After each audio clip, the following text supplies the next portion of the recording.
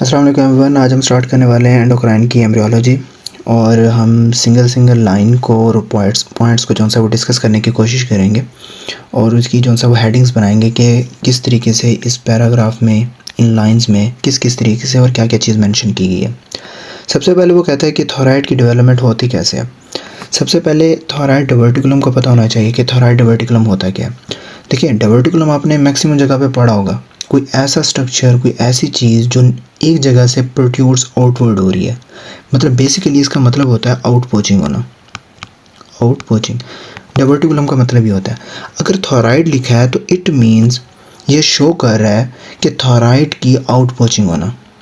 और थॉराइड diverticulum first sign होता है कि थॉराइड की डेवलपमेंट हो रही है, कि थॉराइड की डेवलपमेंट स्टार्ट हो रही है। आगे वो कहता है arise from the floor of primitive pharynx and descend into the neck.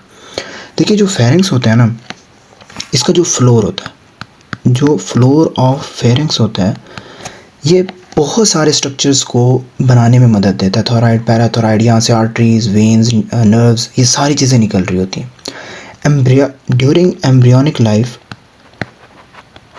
अब ये स्ट्रक्चर कैसा होता है, देखें, ये ऐसा स्ट्रक्चर होता है बेसिकली। यहाँ से यहाँ इनकी ये first arch, second arch, third arch, fourth, 1 2 3 4, ये ऐसी आर्चेस बनी होती हैं। बेसिकली ये जो सा स्ट्रक्चर होता है ना, ये ऐसे होता है, ऐसे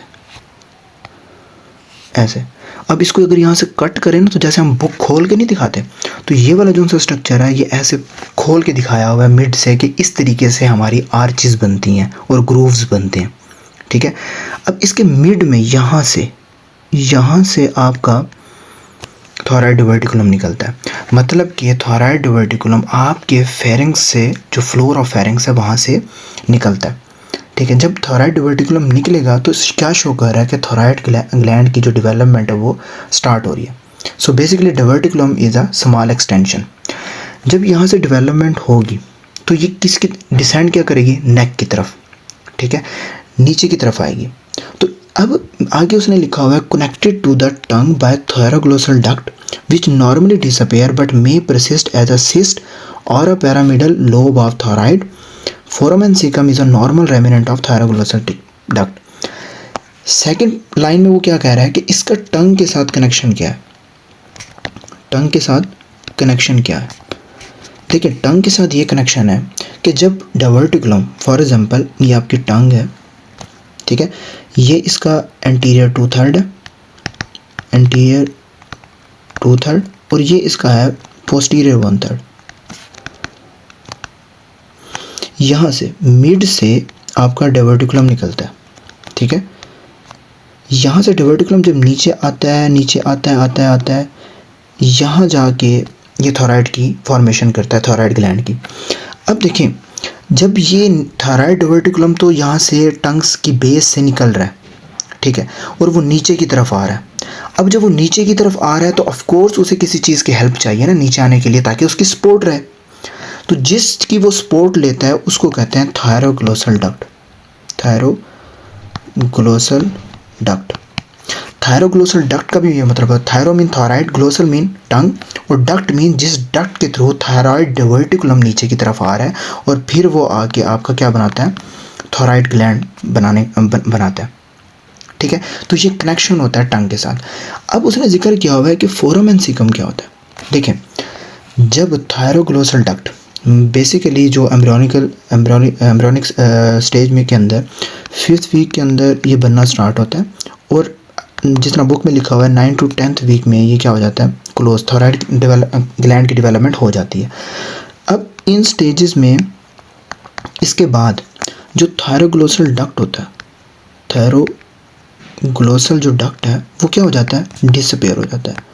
नॉर्मली ये क्या हो जाता है, नॉर्मली ये डिसअपेयर हो जाता है। अगर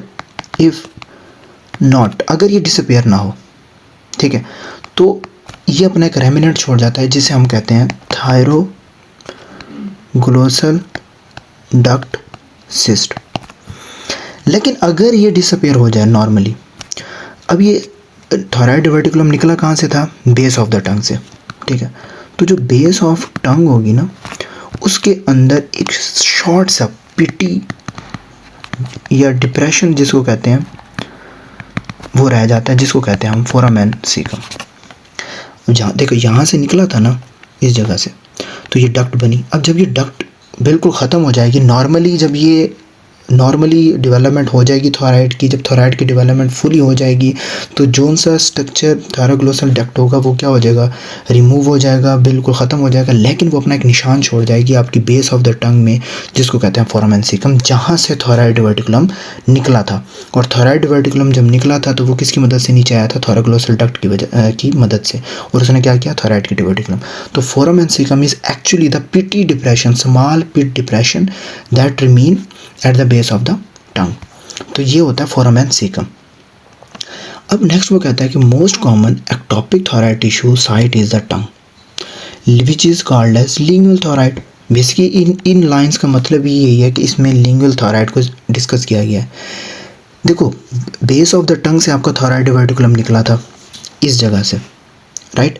अब इस जगह से आपका जब थायराइड डिवर्टिकुलम निकल रहा है, अगर वो नीचे की तरफ ना जाए, यहाँ जाके बिल्कुल ख़त्म हो जाए, ये डक्ट बने ही ना, थायरोग्लोसल डक्ट बने ही ना, और नीचे जाके डिसेंडेड टू द नेक वो बने ही ना, थायराइड की डेवलपमेंट हो ही ना, और वहीं पे बेस ऑफ द टंग में आपके थायराइड टिश्यूज़ बनना स्टार्ट हो जाएं, उस जगह को हम कहते हैं लिंगुअल थायराइड।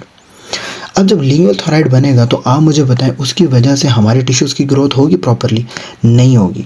जब प्रॉपरली ग्रोथ नहीं होगी तो उस पेशेंट में क्या होगा, हाइपोथायराइडिज्म, जिसकी वजह से पेशेंट को क्या होगा, कोल्ड इंटॉलरेंस, वेट गेन, ठीक है, ऐसी चीज़ें होंगी, फैटीग वगैरह। तो हाइपोथायराइडिज्म के फीचर्स देखने को मिलेंगे, ठीक है।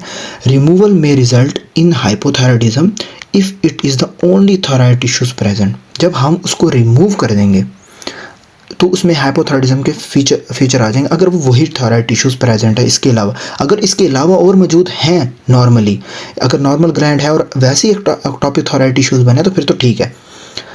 लेकिन अगर वही टिश्यूज़ थे और हम उन्हें रिमूव कर दें तो हाइपोथायराइडिज्म के फीचर्स आ जाएंगे, क्योंकि T3 T4 की प्रोडक्शन नहीं होगी।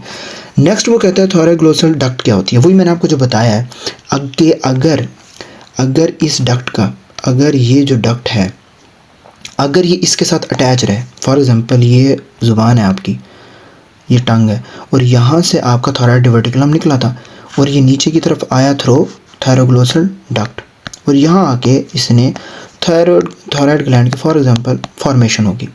तो ये आपका क्या था, थायरोग्लोसल डक्ट, ये आपका क्या है, फोरामेन सीकम, और ये आपका क्या है, थायराइड ग्लैंड।